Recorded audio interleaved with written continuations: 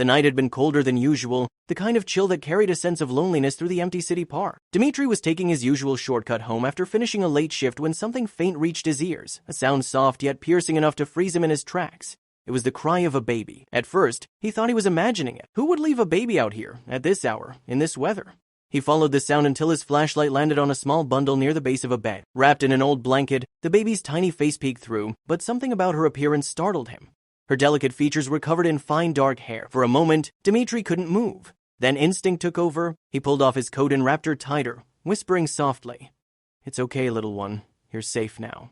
He rushed her to the nearest hospital, his heart pounding the whole way. The nurses hurried the baby into the examination room, and soon after, a doctor emerged with a grave but compassionate expression. "She's stable," the doctor said, "but there's something you should know." When Dmitri followed him inside, he finally saw the baby clearly under the harsh fluorescent lights. The doctor explained quietly that the child suffered from a condition known as hypertrichosis, commonly called Werewolf Syndrome.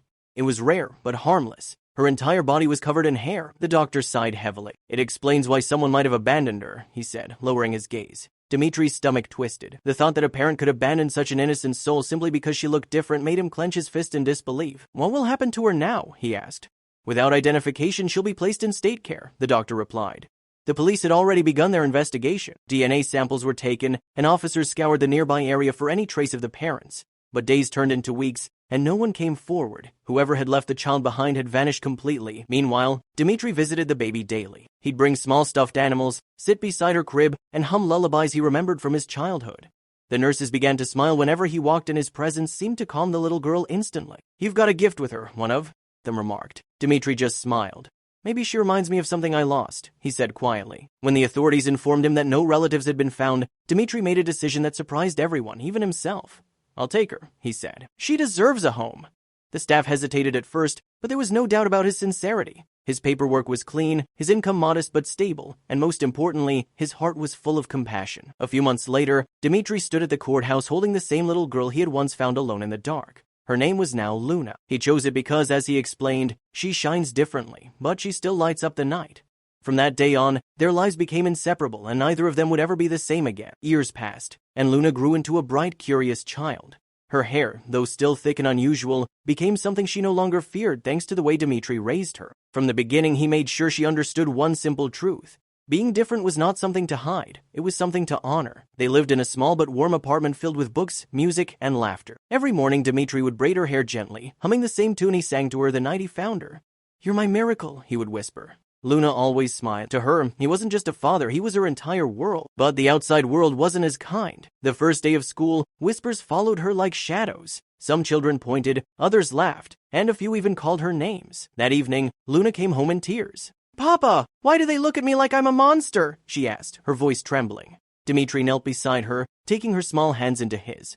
"You're not a monster, Luna. You're a reminder that beauty doesn't fit in boxes. Those who laugh just haven't learned to see properly yet."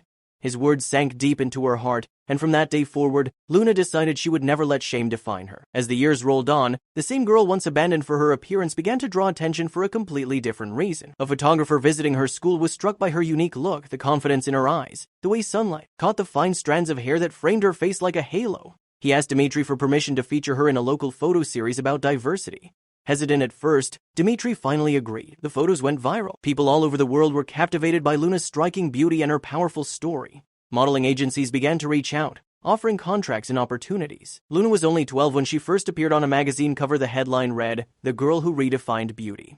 But behind the success, Dmitri always reminded her of one thing. Fame fades, but kindness lasts, he would say. Luna never forgot. She used her platform to speak for other children with rare conditions, helping raise awareness and acceptance. In interviews, when asked about her past, she never failed to mention her father. "I wasn't rescued," she would say with a soft smile. "I was found by love." Today, Luna lives a life filled with purpose. She's not just a model, she's an advocate, an inspiration, and a symbol of resilience. Dmitri, now older, often sits by the window of their seaside home, watching her photos appear on television. Every time, his eyes well up with pride. He still believes that night in the park wasn't chance. "Some people search for miracles," he often says, "but sometimes, miracles find us first." And as for Luna, she never forgot where she came from, or the man who saw beauty where the world only saw difference.